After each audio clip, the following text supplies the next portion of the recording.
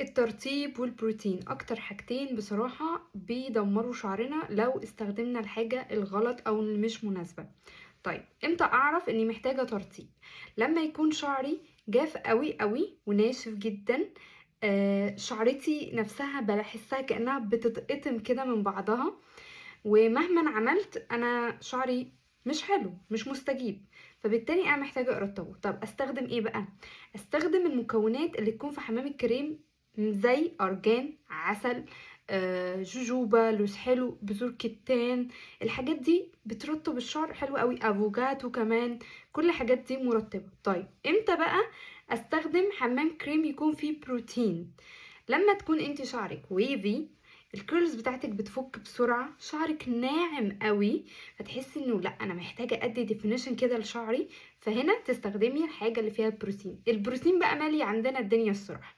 عندك اللي بيكون مكتوب عليه بروتين، كرياتين، اللي مكتوب عليه صبار، اللي مكتوب عليه كمان زبدة الشيا. اي حاجة عموما بزبدة حاجة فدي بروتين صريح بصراحة.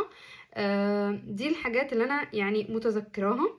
عندنا كمان حاجات كتير قوي في السوق موجودة، وانا الوقت الجاي هنزل لكم يعني بوست كده على الحمامات الكريم المرطبة واللي فيها بروتين عشان تقدروا تستخدموا الحاجة المناسبة.